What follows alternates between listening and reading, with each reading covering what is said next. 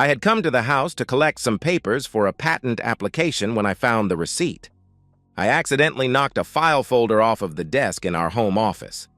I was putting the papers back when I saw a receipt for a credit card that I did not know we had. The receipt was for a gas station on the opposite side of the county. The date was a day that Jane said she was in her office all day. I knew my marriage was in trouble, if not over. I am Albertino Castellini, 34, and married to Jane Castellini, née Roma, 30. I am not connected, but I know and am related to some who are. We have no children, as Jane said she was not ready. From what I see on the receipt, there will be no children. I am an engineer and inventor. I hold 20-plus patents for a lot of simple but useful pieces of electronic gear that make industrial maintenance easier and more efficient. I am also someone who decides on a course of action and does everything he can to reach the end objective. Jane is an account clerk with a local CPA office. Her job does not call for her to leave the office. She insisted on working, even though I had more money than in some minor cities. She said that she was not a stay-at-home type of wife. I met Jane Roma when she was 25, and her car broke down outside of my office. She had run her car through a huge puddle and drowned the ignition. I offered to drive her to where she wanted to go. I explained to her that short of replacing the wiring harness and distributor cap, she would not be driving her car until everything dried out. She finally agreed. We then pushed the car into the parking lot, and I took her to the office where she worked. I agreed to pick her up when my day was over. I did not tell her that I was the boss and the hired help. I just asked what time her workday was over. When I returned to my workshop, I took the wet ignition parts from Jane's car and took them into my shop. Being inside and warm, the parts dried quickly. When dry, I replaced the parts. I picked Jane up and took her back to her car. When it started right up, she asked what she owed me. As she was and is a good-looking woman, I said that there was no charge, but if she wanted to return the favor, she could allow me to take her to dinner some evening. She agreed. For that dinner, I took Jane to my Uncle Vincent's place, a touch of Italian. It is probably the best Italian restaurant in the country. It turned out to be a great, if somewhat embarrassing, evening.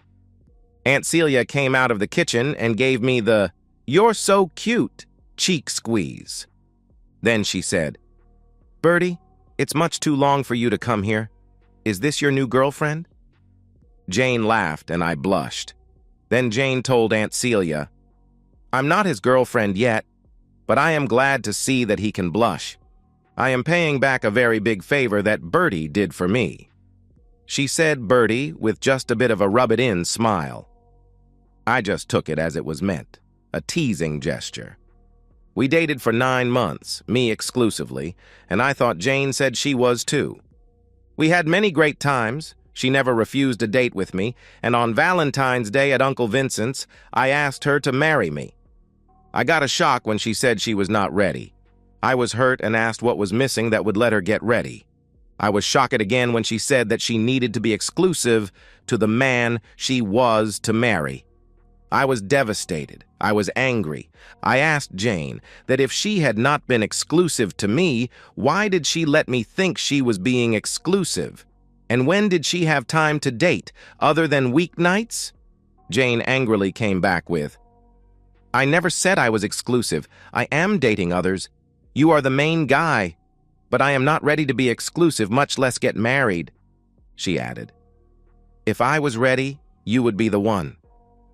That really did not make me feel better, I said. "I have been exclusive from the first 2 weeks we were dating. You have been with me every time I asked." "I told you I was exclusive. I wish you had been more upfront with me. I now know where I stand," I continued. "Because of finding that you have been dating others without telling me, I will not be worried about dating you anymore. Consider this our breakup." I walked out of the restaurant and drove back to my house. I did not talk to Jane again for almost 7 months. I never saw her during that time, except at a distance. When I finally got close to her, it was a real accident. I was running down one of the streets in our town. I turned a corner to start running back to my house. There she was, and I fell over into the gutter trying to avoid running her over. In the process of trying to stop my fall, I broke my right forearm and my left wrist. I was in pain and disoriented. Jane helped me up after she stopped laughing. Then she noticed that I was in extreme pain. She called an ambulance and made me sit on a window box that was in front of the corner storefront. I later learned that I passed out a couple of times. The paramedics loaded me into the ambulance.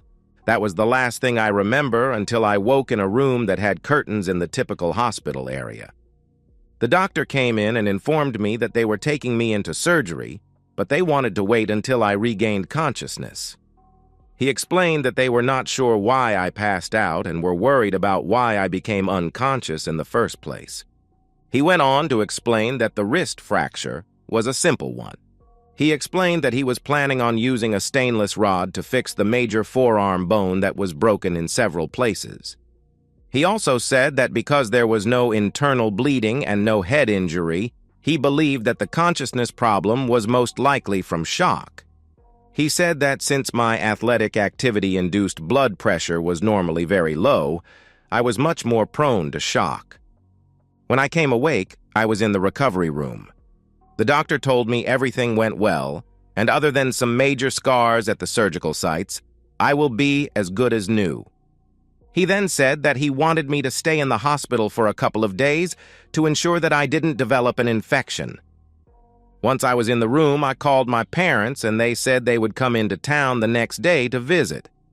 I called Jane's parents and asked if I could have Jane's phone number. They told me they did not give that out, but would tell her I called. I did not tell them why I was asking. Just as I got off the phone, Jane walked into my room. She looked like she had been worried about me. At least I assumed it was me she was worried about.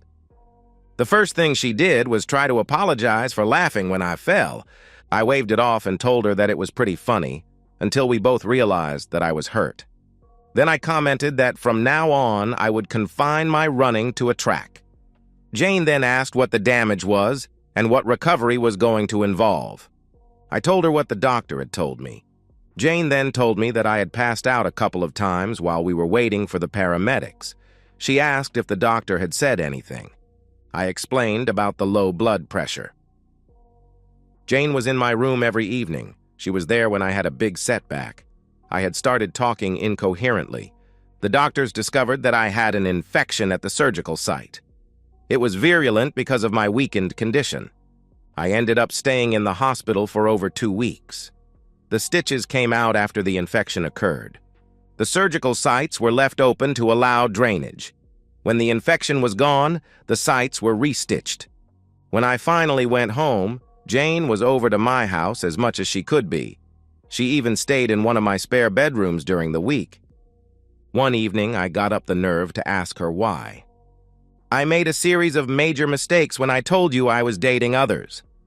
I was afraid of the deep feelings I was developing for you. I was also afraid of the feelings for me I saw developing in you. I thought that by making you think that I was dating others, I thought that I could somehow slow those feelings down because of the pretend others.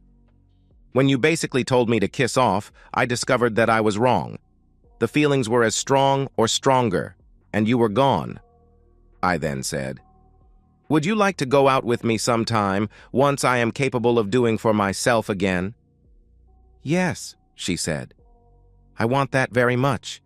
Just let me know as soon as the doctor says you can go back to normal. In the meantime, I want to help you as much as you will let me. I'm just about ready to go to the rehab appointments that I need for the broken arm. There was some muscle damage, and I need to exercise to bring it back to normal. The problem is I can't drive, and I can't reserve a taxi for the times I need to go. Could you possibly drive me a few times?" "Sure, I want to very much," she replied. Until the cast came off, Jane was my chauffeur, chef, maid, bath attendant, and ass wiper. I had no way to keep secrets from her. She did go home to her apartment on the weekends. The ultimate embarrassment, my mother, took over on the weekends. My casts were finally taken off after 5 weeks. Jane went back to stay in her apartment. I continued my rehab and found that I enjoyed working out. When rehab ended and I could, I joined a local fitness center. And while I still jog, I use the high school track. There are no curbs to fall off of. When Jane and I started dating again, I only asked her out once every couple of weeks or so. I was still hurt about her non-exclusive ploy. After about 2 months, Jane confronted me at my uncle's place about my apparent lack of commitment. "Why are we only going out occasionally? Don't you want to go out with me?" she asked. "I want that more than anything in the world, but I am not going to be the one to be made a fool of again. So, until you ask me to be exclusive, we can either continue as we have been, or we can split up for good. If you decide that we need to see each other more, you need to commit." That went over like a cow pie on the walking path. Jane, without saying a word, got up and walked out of the restaurant. I did not hear or see her for almost a month. I did not call her, and while I knew she was talking to my mom knew better than to try to intercede. I was at my shop when the phone rang. It was Jane, and she was pissed. "Asshole, why haven't you called?" she asked. "It's good to talk to you, Jane. I haven't called because you're leaving in the middle of a goddamn date, told me that we were through." "Are you saying we are not through?" All I heard was a click as she hung up the phone.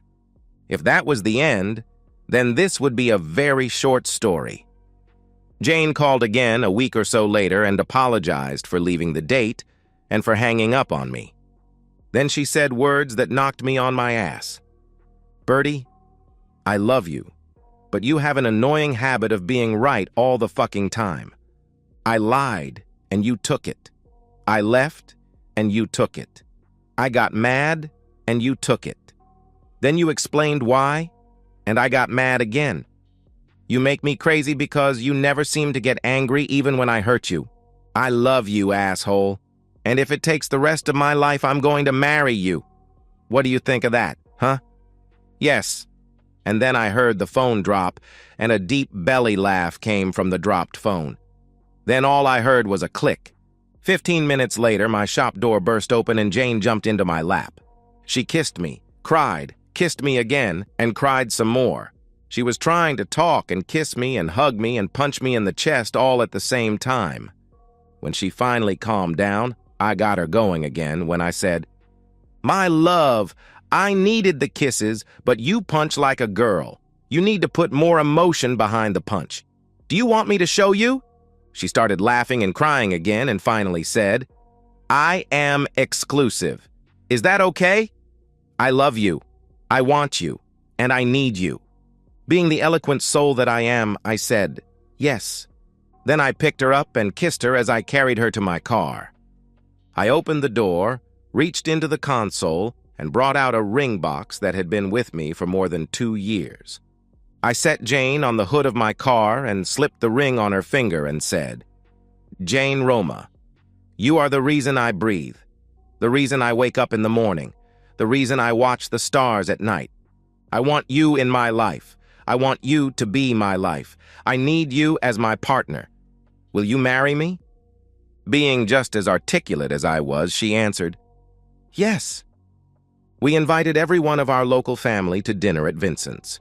Once we informed them of our engagement, I was shuffled off with all of the other men for what I assumed was going to be a female battle plan.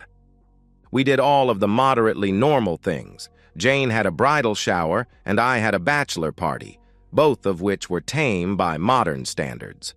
I heard that there was not a male stripper in the shower, and there was not a stripper of any kind at my party. I did not even get drunk, though some of my guys did. I had 1 beer, and I made it last all evening. We set a date for the following May, and were married by the local bishop. The church, the flowers, and the bridesmaids were beautiful, but I only saw the black-haired beauty who was to be my wife that day. We honeymooned in Sicily and stayed at a distant cousin's villa. It was a glorious month. We did a lot of touristy things, but mostly we enjoyed discovering my heritage. We then spent a couple of weeks at Jane's relatives in northern Italy. We saw Venice, Naples, and a lot of mountains and olive groves. We returned to the rat race in the middle of summer. Jane wanted to start working, and I had no real good reason to complain. We made passionate love at every chance we could. Things were going great until Jane changed jobs and got work at the CPA's offices. Then things started going downhill. She started to pick arguments and denigrate my inventions. The only thing she fought about was that she wanted to use my money to live a rich man's lifestyle. She was pissed when she found out that I was drawing a salary and that my company owned all of the patents, the shop, and my house. I did give myself an unreasonable raise, but Jane seemed determined to spend more than we made.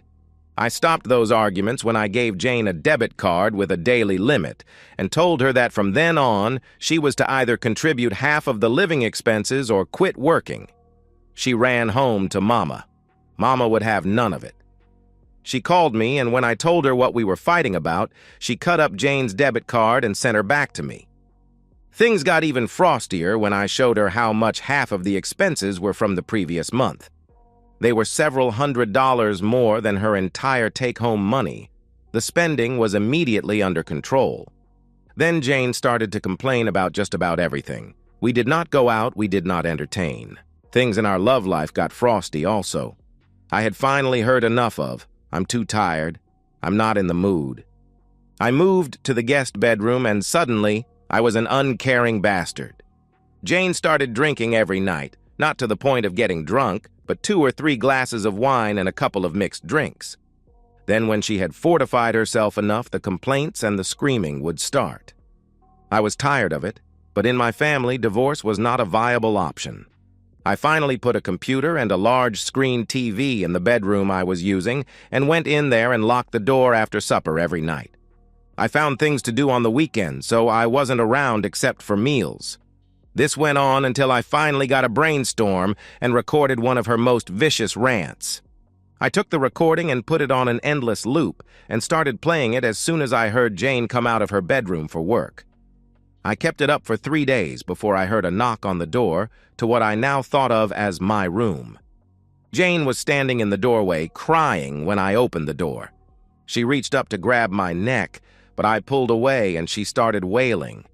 All I could understand was, "I'm sorry, I'm sorry." Jane then sat down hard on the floor and I closed the door. She was still on the floor the next morning. Apparently, she had slept there. I was not in a good mood and just stepped over her without waking her and turned on the rant again. That woke her up and she went over to the sound system and started kicking it until the noise stopped. She turned toward me and said angrily, "Okay, I have been a miserable bitch to you, but you don't fight fair. You just love me and ignore my bitchiness or you make me face it."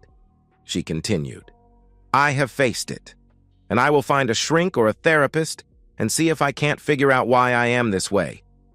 I know you probably won't believe it after how I have acted, but I love you. I will get help. Just don't give up on me. It is almost too late for that. I gave up fighting your stupid shit when I moved into the guest room. I was not, and I am not, an uncaring bastard, as you have so eloquently said for the past several weeks. I am just tired of you trying to destroy what was a wonderful life. I am glad I finally got through to you, but I won't move back into the master bedroom until I can see some of this so-called love you are spouting." I was on a real rant now. How many of the people you work with have an income of $20,000 a month? That is my salary. You still tried to spend all of that and more. We did not go out or entertain because you spent what money we could have done that with. You want a new car every 6 months, and when you don't get it, you freeze me out for weeks at a time. I am tired of it all. Go see your goddamn shrink, but the bitching and the complaining needs to stop now." Jane flinched when I had started screaming at her. I saw a look of complete defeat on her face. I almost gave in, but I was still hurt and angry. I said, "Jane, I would not even fight if I did not love you. I thought that you loved me, but you have a very disrespectful way of showing it. I think I will have the company buy a condo near the shop and move out until you decide what you want, money or me. I will put money into another debit card for you, and I will pay the utilities, taxes, and maid for the house. But until you stop being a royal pain in the ass and ask me to come back, I won't live here. I will come back when you are not here to take care of the household bills, but that's it. I am going to pack a bag and find a hotel until I can buy a condo. I started to turn away, but thought of one last thing to say. Remember, we are still married, and I will not divorce you, so don't think this is a ticket for you to explore others. You are my wife. Even if you are a poor one right now, you are my wife. I packed several days' worth of clothes and went to my car. As I was driving away, I saw Jane come out of the house and watch me leave. She appeared to be crying. I went to the shop and called the realtor who managed the condo building and asked if she had any units for rent. I realized that I wanted the split to be temporary. Jane called and talked to me at the shop every day. She kept saying she was sorry. After about a week, she asked when I was coming home. I asked her when and if she was going to stop picking fights. She said that she had found a psychiatrist and was on a hormone replacement and rebalancing medication and that she did not feel the rages anymore. I said I would be home for 2 days this weekend as a trial. If I noticed a positive change, I would stay. I did say I would not be staying in the master bedroom and that the guest room door would still be closed when I was there. She seemed pleased and said that she would see me this coming weekend. I arrived on Friday afternoon and started cooking a meal to have ready when Jane came home. When that crisis was over and the medications took hold, Jane became the Jane I married. But then the bubble burst when she said, "Now that you are back and the meds are working, I am going to stop going to the shrink and—" I held up my hand to stop her. She looked at my back as I walked into the guest room and started to pack my clothes. Jane came in and saw what I was doing and asked, "Where are you going?" I thought we had gotten over my bitchiness and anger. I stopped what I was doing and looked at her. She saw the tears and just sat down on the bed, looking lost. I started. "Jane, my love, I will not live here if you quit going to the doctor. You still need to learn that the sun does not shine out of your ass. Your shit stinks as bad as mine does. You are not all better. You're better, but you are not all of the way back," I went on. "I have not joined you in our marriage bed, have I? I won't until I am sure the shitty way you have treated me this past year is totally over." With that, I turned and continued with my packing. Jane sat on the end of the bed silently crying. I almost rushed over to hug her, but then I remembered that according to her, I am an uncaring bastard. I finished packing and drove to my workshop and sat out on the cot I had purchased as a fallback if things did not remain on an even plane at home. Back to the receipt. When I first saw it, I thought that Jane was going back to her doctor again. But then the area the gas station was in was further from the doctor's office than our house was, and it was also in the opposite direction. I called Uncle Vincent. He told me to stay near the phone. About 15 minutes later, the phone rang and I recognized the voice of the president of the security company that I used to watch my shop. She told me that my uncle had called and she asked what I wanted to find out. She went on to say that her company also does investigations. I asked her to have her people follow my wife for an undetermined time. I wanted weekly reports, audio, video, still photos, and written documentation. I explained that I was not looking for ammunition for a divorce or revenge. I just wanted answers. For 3 weeks, there was nothing out of the ordinary to report. Then the next week, Jane did not go back to work after lunch on Friday. Instead, she went to a motel near where the receipt said she had purchased gas. She got a room, and about 10 minutes later, one of the partners in Jane's firm arrived and joined her in the room. About 3 hours later, the man left. 25 minutes later, Jane left and drove home. The written report identified the man as Carl Dorfman, 33, and married with 3 kids. He is a senior partner in the firm. That week, there was not a chance to obtain any intimate photo or video evidence. I got proactive. I bought the motel and told all of the day desk people to put my wife in the same room the next time she signs in. They were not to rent that room to anyone except my wife. I had some cameras and microphones installed in the room. They covered everywhere except the bathroom. I also had video coverage of the front desk, but I made sure that there were prominent signs displayed all over the lobby telling people that they were under video surveillance in all of the public areas and grounds. The signs stated that this was for the safety of the public. Surprisingly, business at the motel declined about 15%, but the decline did not include my wife and her lovers. Yes, that is right. Lovers. She was spending afternoons with all of the partners, including the female partner. The video was actually pretty boring, except with the female partner. When she was with her, Jane was the aggressive partner. The audio was interesting.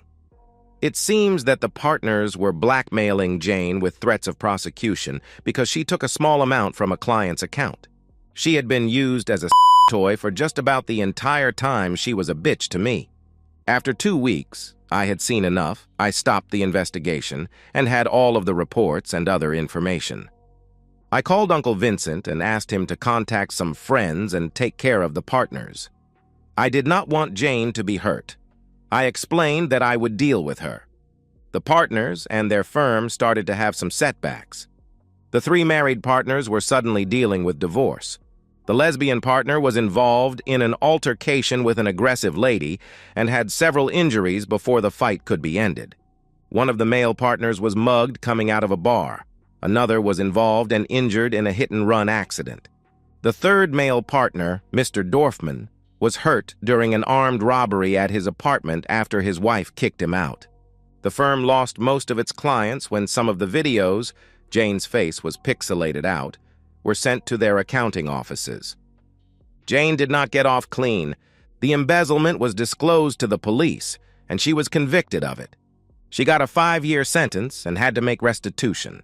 She hung herself in the city jail before she could be transported to prison. It happened after I visited her and showed her some photos from my cell phone. I am in therapy for anger management. I did not want her dead. I just wanted a loving, faithful wife. I will go to my grave missing the laughs, the times we spent together, and all of the good things we did and had together. And that's the end of today's story. If you enjoyed it, please give this video a thumbs up and drop a comment below. Your support helps the algorithm push my content further. If you're new to the channel, don't forget to hit that subscribe button. It really helps me keep creating more stories for you. Thanks for watching, and I'll see you in the next one.